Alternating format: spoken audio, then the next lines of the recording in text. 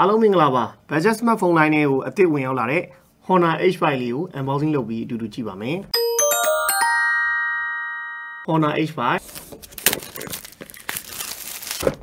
တော့ဒါ Honor H5 လေးပါเนาะပြီးမှတော့အသေးသေးကျွန်တော်ပြန်ကြည့်မယ်10 watt charging က micro ကြိုးလို့ပါပါမယ် Hyper Sync slot ဖြစ်ပါတယ် memory card single တစ်ကတ်သုံးလို့ရမယ် single နှစ်ကတ်ထည့်မယ်ဟိတ်ဆိုရင်တော့ memory card size လို့မရပါဘူး RAM အနေနဲ့ကသူက RAM 232နဲ့လာပါတယ်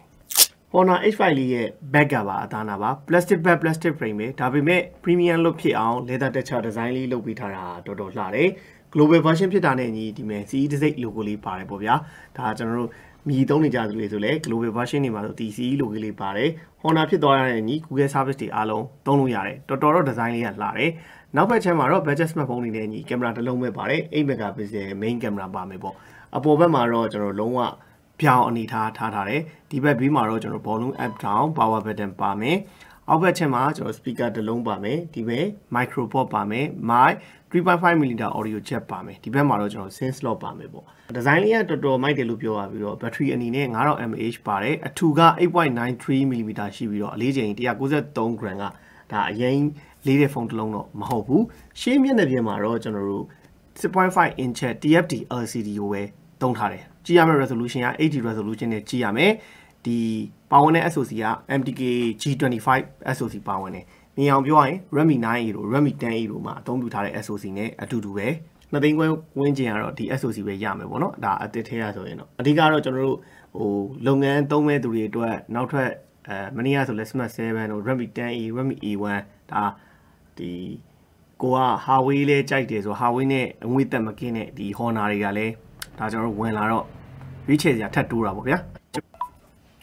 LCD ရဲ့ brightness အနေနဲ့နည်းနည်းလေးအလင်းနည်းတယ်လို့ခံစားရတယ်ပေါ့ကျွန်တော်နေအောင်ထဲမှာသုံးတဲ့ဟိတ်ဆိုရင်တော့နည်းနည်းလေး brightness နည်းတဲ့အလို့ကြုံလို့ရမယ်ဒါပေမဲ့လည်းကျွန်တော်တို့ဒါ budget smartphone ဆိုတော့ display ရအရင်ကြီးအပြန်လန်းnick အများကြီးနေတော့မရဘူးပေါ့ဗျာထုံးစံတိုင်းကျွန်တော်တို့ဒီချင်းနေ bezel တွေကတော့ထူတယ် budget smartphone နဲ့ညီ notch နဲ့ပဲလာမယ်ဒါပေမဲ့ကျွန်တော်တို့ Huawei ကြိုက်ခဲ့တဲ့သူတွေအတွက်ကတော့ဒီ Honor ကလည်း Huawei ရဲ့ဒါအငွေ့သက်မကင်းတဲ့ဖုန်းတစ်လုံးဖြစ်တာနဲ့ညီ global version ဖြစ်သွားတော့ Google service တွေအကုန်ပါတယ်ပေါ့ဗျာအဲ့တော့အဲ့ကောင်မိုက်တယ်ဒါ Google service သုံးခြင်းနဲ့ Huawei ရဲ့ဟလာအငွေ့သက်လေးနဲ့သုံးခြင်းတော့ Honor သုံးလို့ရမယ်နောက်တစ်ချက်အနေနဲ့ကျွန်တော်တို့ display တွေကတော့ပုံမှန်16 Hz တော့အလုံးလုံးပါပေါ့နော်အခြားကျွန်တော်တို့ refresh rate အနေနဲ့ဘာမှဒီကောင်မှာပါဝင်လာခြင်းမရှိဘူးဒီကောင်ကကျွန်တော် RAM 232GB version နဲ့ပဲလာတယ် Android version 12နဲ့ကျွန်တော်တို့အသုံးပြုရမှာဖြစ်တယ်အဲ့တော့ကျွန်တော်ကင်မရာလေးနည်းနည်းလောက်ဖွင့်ကြည့်အောင်ပေါ့နော်ကင်မရာမှာပါဝင်တဲ့ feature တွေကတော့ရှင်းနေဗျာဒီပဲ picture ပါမယ် video ပါမယ်နှစ်မျိုးပဲအားသားအနေနဲ့ဘာမှရွေးချယ်စရာရှုပ်ရှက်မရှိဘူး selfie ရိုက်မယ်ဟိတ်ဆိုရင် selfie လှည့်လိုက်ကျွန်တော် portrait တွေဘာတွေ AI feature မှုတွေကိုမပါဘူး detail လေးတွေကတော့ရတာမစိုးဗျမစိုးကျွန်တော်ဒါမီးရောင်တော့ရှိရပေါ့ဗျာမီးရောင်တော့ရှိရနေမှာသူ5 megapixel နဲ့ရိုက်လို့ထွက်လာတဲ့ color texture အနေထားကတော့အဆင်ပြေတယ်ဗျ skin tone ကို smooth ဖြစ်အောင်တော့လုပ်ပေးတယ်ဒါပေမဲ့အရင်ကြီးပြင်ထားတယ်ဆိုတာတော့မသိတာဘူးသူ selfie ပေါ့နော်ဒါပေမဲ့ portrait တော့ဟိုကျွန်တော်တို့ရွေးချယ်စရာကိုမပါဘူးဗျာသူ့ဘာလို့သူ AI မှုတွေပါလေရွေးစရာတော့မပါဘူးဒီလို studio ထဲမှာမီးရောင်နဲ့ရိုက်လိုက်တဲ့အချိန်မှာသူ့5 megapixel selfie ကတော့မဆိုးဘူးနောက်ကျွန်တော်တို့ရှေ့မှာရိုက်ထားတဲ့ပုံတွေပေါ့နော်ကျွန်တော်ဒီဘက်မှာပုံအကြီးပြပေးလိုက်မယ်ဒီမှာကြည့်လိုက်ပေါ့နော်ဒီမှာကြည့်လိုက်တဲ့ဟိတ်ဆိုရင်ထွက်လာတဲ့ color ကဟိုတင်းတင်းတော့ထွက်တယ်ဗျာဒါပေမဲ့ကျွန်တော်တို့ဟိုကြည့်လိုက်တဲ့အချိန်မှာသိတာပါလိမ့်မယ်နော်ရတဲ့ detail လဲတော်တော်ကောင်းတယ်သူ budget smartphone ထဲမှာဆို detail လေးလဲဒီအနီးကပ်ရိုက်တဲ့ပုံတွေသူ main camera 8 megapixel နဲ့ရိုက်တဲ့အချိန်မှာ color ရော detail ရောမဆိုးဘူးဒါပေမဲ့တခုရှိတာကကျွန်တော် processing လုပ်ဖို့အတွက် AI ဘာညာတော့အဲ့လို setting feature ပြင်စရာလည်းမပါဘူး portrait ဆိုပြီးရွေးစရာလည်းမပါဘူးလုံးဝ budget smartphone စစ်လို့ပြောလို့ရတယ်ဒါပေမဲ့ရတဲ့ camera detail လေးတွေနောက် color protection လေးတွေထွက်လာတာတော့ကျွန်တော်တို့သဘောကျတယ်သူစည်းတယ်ပေါ့နော်ရှုပ်ချက်မရှိဘူးဗျာဒီမဲ့ picture ရဲ့ video ရဲ့နှစ်မျိုးပဲပါတယ်ဘာမှ time list တွေဘာတွေဘာမှမပါဘူး picture ရဲ့မှာလား video ရဲ့မှာလားဒါပဲပေါ့နော်အဲ့တော့ကျွန်တော်တခုရှိတာက video မှာဆိုရင်ဘာရမလို့ video မှာဆိုရင်ကျွန်တော်1080ပေါ့နော်အမြင့်ဆုံးဆိုရင်ကျွန်တော် Full HD နဲ့ရိုက်လို့ရမယ်selfie camera နောက် main camera မှာဆိုရင်လည်း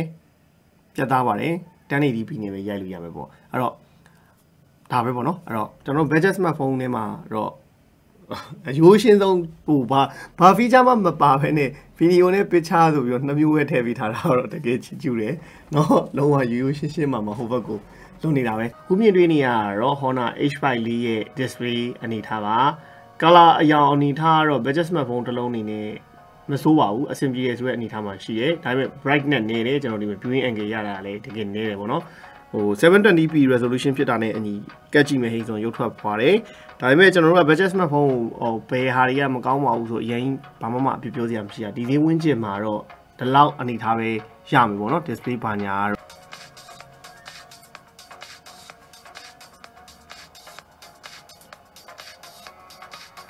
contrast လေးနည်းနည်းပိုများရင်တော့ပိုပြီးတော့ပိုကောင်းတယ်ဒါကတော့ကျွန်တော်ကိတ်ဆုံးတင်ထားပါတော့ကိတ်ဆုံးတင်ထားတာအဲ့နဲ့ပေါ့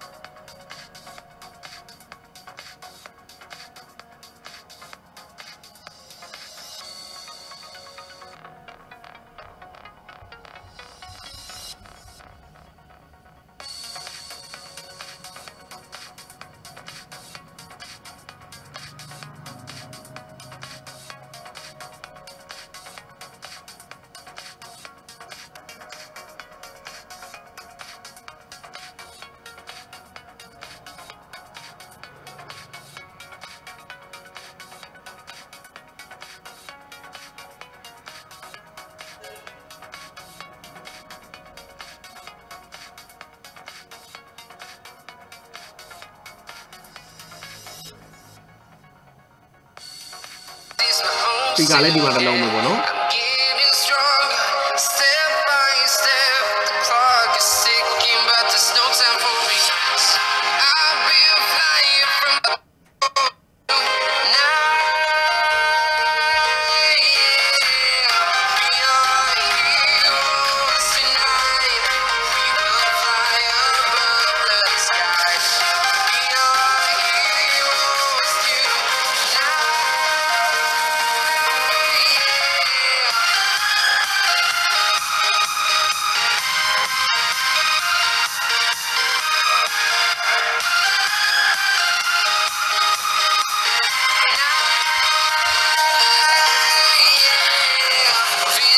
ဒါကတော့ကျွန်တော်တို့တန်ပေါ့နော်ပုံမှန်ပဲအရင်စူးစူးညံ့ညံ့ကျဲတဲ့ဘက်ကိုသွားအောင်ပေးစံကြ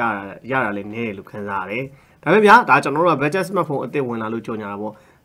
budget smartphone တော်တော်များများလည်းဒီလောက်အတန်ဒီလောက်ရုပ်ထွက် quality ပဲရတာနောက်ဟိုအရင်ကျွန်တော်တို့ကအကောင်းကြီးမျှော်လင့်လို့မရဘူးအဲ့တော့ဒီကောင်ကိုကျွန်တော်တို့ကမိတ်ဆက်ပေးဟိဆိုတာလဲလောလောဆယ်ဗျာဈေးကွက်ထဲမှာရွေးချယ်စရာ E နေပြီ Redmi 10A လား Redmi 9A လားဒါမှမဟုတ် E1 လား E1 Plus လားအဲ့ဒါတွေမဟုတ်တော့ဘဲနဲ့အခြားရွေးချယ်စရာ device အနေနဲ့ဆိုဒါ Honor ဘက်ကလည်း H5 လေးဝင်လာတယ်တနည်းအားဖြင့်ပြောရင်မနေ့ကဒါကျွန်တော်တို့ unboxing လုပ်ပေးခဲ့တဲ့ Smart 7 လေးဝင်လာတယ်ပေါ့အဲ့လို choice တွေရှိလာတယ်ဆိုတာကိုဟိုသိအောင်လို့ဒါ unboxing လုပ်ပေးတာအတူတူပဲအရင် sound quality တို့ display quality တို့မှာအရင်မတိတ်မရင်းလို့ပဲပြောလို့ရတဲ့ quality အနေထားမှာရှိတယ် budget smartphone တိုင်းရဲ့အတိုင်းပဲဒါပေမဲ့ဒီကောင်ကတော့ဗျာဟိုတိဆောက်ပုံ lock ကတော့ဒီကောင်လည်းတော်တော်လှတယ်သူလဲတာတခြားဒီဇိုင်းအသားနာလေးရလဲတော်တော်မိုက်တယ်ကိုကတကယ်လို့ Huawei ကြိုက်တဲ့သူဆိုရင်လည်းဒါ Huawei နဲ့အမျိုးတော်ခဲ့တဲ့ Honor လေးကလည်းဒါ budget smartphone line ထဲမှာဒီ H5 ဆိုတဲ့ model လေးဝင်နေပြီဈေးနှုန်းကလည်း2သိန်းခွဲဝန်းကျင်ပဲဆိုတော့ရွေးချယ်စေရင်ရွေးချယ်လို့ရအောင်လို့ဆိုပြီးတော့ကျွန်တော် unboxing လုပ်ပြီးမိတ်ဆက်ပေးခဲ့တာပါထည့်ပြောချင်တာကတော့ဒီကောင်ကြီးကိုတော့ကျွန်တော်တို့ဟို game တွေတအားကြီးစောမယ်လို့ဓာတ်ပုံရရင်တအားကြီးကောင်းမယ်လို့မျှော်လင့်ပြီးတော့မဝယ်ပါနဲ့ကိုယ့်ရဲ့လုပ်ငန်းသုံးဒါမှမဟုတ်ဒီ Google service တွေသုံးဖို့အတွက် secondary phone တစ်လုံးအနေနဲ့ရှာရင်တော့H5 လေးကလည်းရွေးချယ်စရာတစ်ခုအနေနဲ့ရွေးချယ်နိုင်ပါလေလို့ပြောရင်းနဲ့ကျွန်တော်ဒီနေ့ unboxing လေးကိုဒီမှာလည်းဆုံးသက်ပါမယ်အားလုံးဘိုင်းဘိုင်ပါခင်ဗျာ